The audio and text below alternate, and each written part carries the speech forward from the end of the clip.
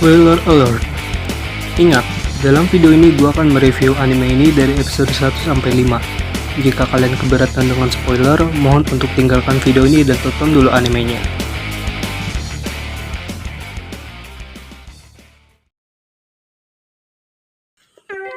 Brand New Animal. Sebuah anime bernuansa perkotaan yang indah dan juga santai.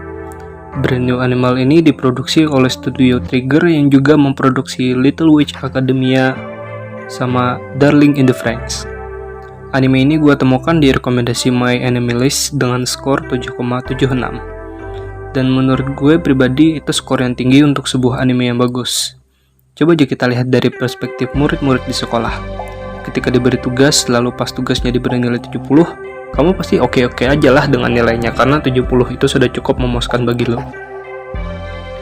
Gue gak ada pengalaman sama sekali dalam review anime, jadi jika kalian berasa ada yang kurang dari penjelasan gue di video ini, coba kasih tahu di kolom komentar. Mungkin di review anime yang selanjutnya gue bisa perbaiki di situ. Review anime ini akan gue bagi menjadi 6 bagian, yaitu basically atau singkatnya, tokoh atau karakter, latar dan musik, alur atau plot, amanat, dan pendapat terakhir gue. Oke, tanpa panjang-panjang lagi, mari review anime ini. Intro mulai.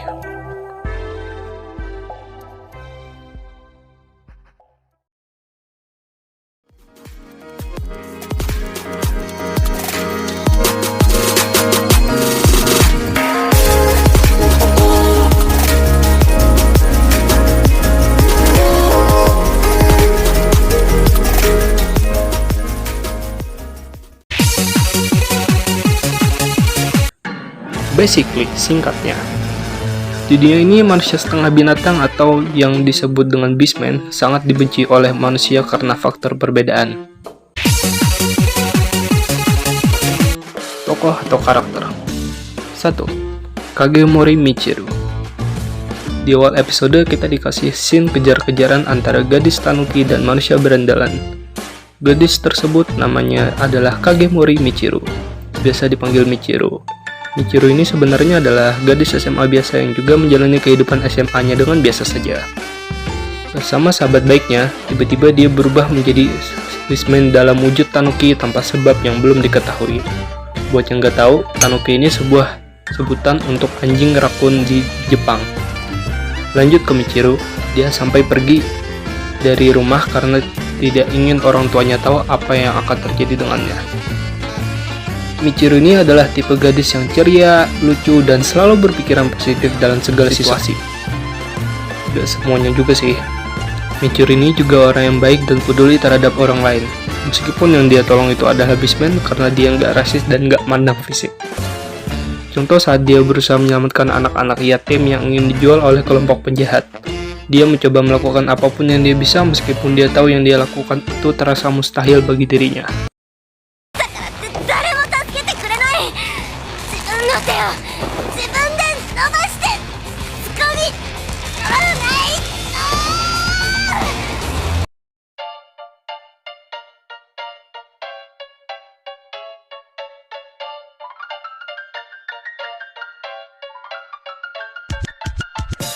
Mari Itami. Mari Itami biasa dipanggil Mari. Gue review karakter ini karena dia salah satu karakter dengan style yang gue suka. Mari sendiri adalah seorang beastman asli dalam wujud cerplay. Cerplay sendiri adalah binatang yang sekilas mirip musang, cuman lebih kurus dan kecil. Mari adalah seorang beastman berwujud cerplay yang menolong Michiru saat dikepung oleh sekumpulan manusia berandalan. Dan Mari ini adalah mata duitan yang gak peduli dengan orang lain. Menurut dia sendiri, selama ada duit dan sesuatu yang bisa dijual, dia bakal merasa aman aja. Di setiap adanya kesempatan, dan sesempit apapun kesempatan itu, dia bakal memanfaatkan kesempatan itu, karena itu cara dia mendapatkan uang. Misalnya gini, si target gak mau membeli barang yang dia jual, dia bakal kasih diskon gede, tapi cuma dalam waktu singkat, yaitu beberapa detik aja. Dan ujung-ujungnya si target mau beli barang dia. Ogami Shiro. Ogami Shiro biasa dipanggil Shiro-san oleh Michiru. Shiro adalah seorang beastman dengan wujud serigala dan dia bekerja sebagai pekerja sosial yang selalu berada di pihak beastman. Shiro digambarkan sebagai karakter yang OP parah. Dia bahkan bisa menghindari tembakan peluru dan tahan terhadap bom sekalipun.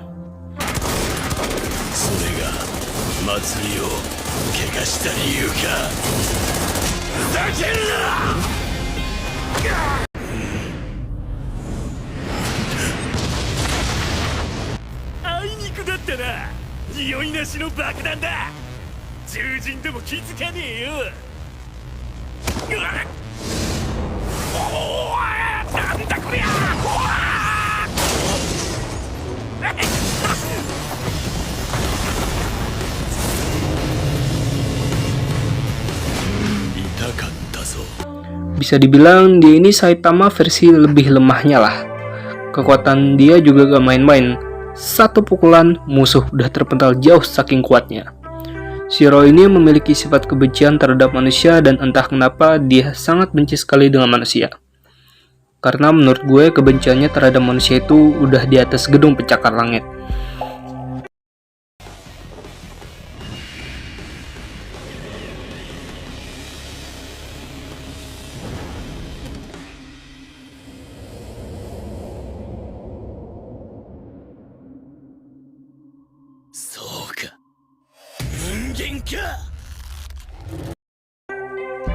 Barbara Rose. Dalam wujud beastman tikus tanah telanjang, dia ini pencipta sekaligus wali kota di Anime City yang sudah bertahan selama 10 tahun. Yaitu sekarang, dia ini juga ahli dalam ilmu pengetahuan genetika beastman dan merupakan beastman pertama yang menduduki peringkat pertama dalam ilmu genetika. Dia mengetahui semua informasi yang ada di Anime City.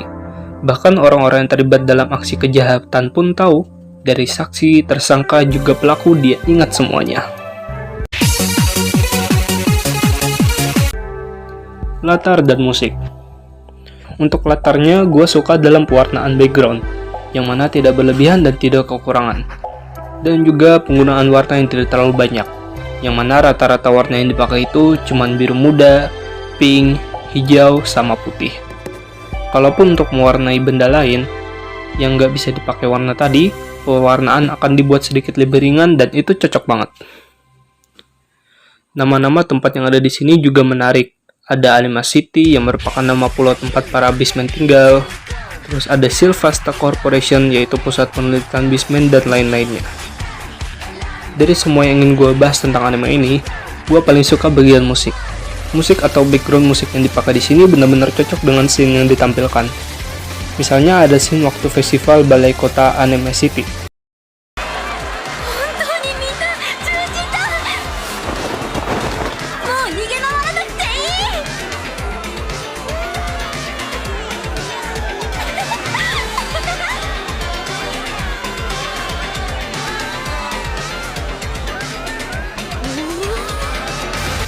Atau waktu Michiru jatuh dari atas butak gedung Sylvasta Corporation lalu diselamatkan oleh Shiro.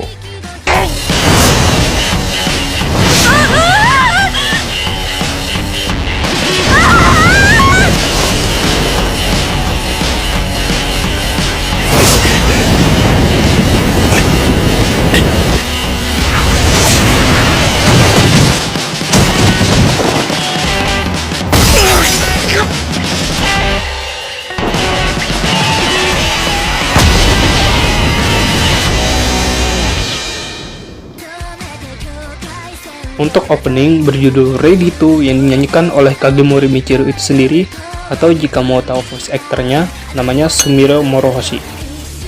Tiap lirik selalu dibikin semangat untuk memulai semua episodenya dan bikin gue ketagihan buat nyanyi sendiri.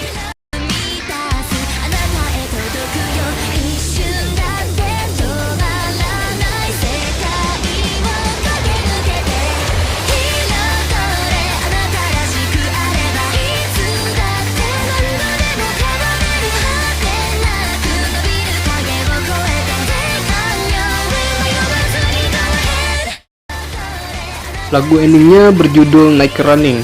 Ini dibuat oleh Sakuura dan Ami. Melodi yang dibawakan juga pas untuk menutup episode yang sudah kita tonton. Bawaannya santai dengan style yang agak mirip dengan era 2000-an atau sebelum 2010 menurut gue.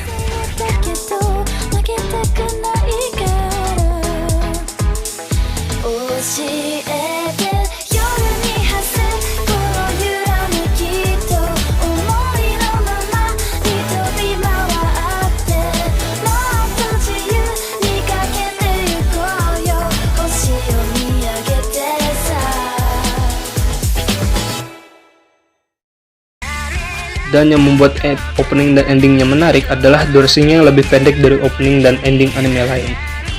Di sini opening dan endingnya hanya berdurasi 1 menit saja dan gak ada tambahan lain pas 1 menit. Dan itu gak baik buat lo mau skip openingnya karena sebentar aja dan rame gitu. Alur dan plot. Di awal kita dikasih lihat dulu apa sih itu sebenarnya Anima City. Lalu dilanjutkan dengan Michiru dan Shiro yang bekerja sama melawan orang-orang jahat di kota, seperti gangster atau organisasi jahat lainnya. Terus kita dikasih lihat seberapa kejamnya para beastmen di Anima City dan indahnya Anima City. Lalu beberapa episode berikutnya hanya keseharian Michiru berkeliling kota dan sebagainya. Gue nggak bisa ceritakan semuanya karena gue cuman review anime ini dari episode 1 sampai 5 karena gue nggak mau sebar spoiler karena nyebarin spoiler itu nggak keren.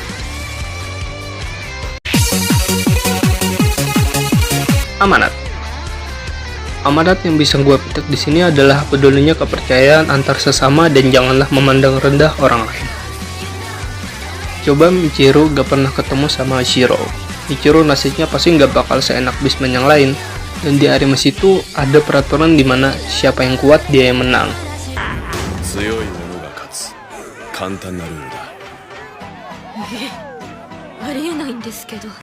Dan di sini gue nggak setuju karena para beastman di Anima City itu nggak semuanya binatang buas kayak buaya, singa dan semacamnya.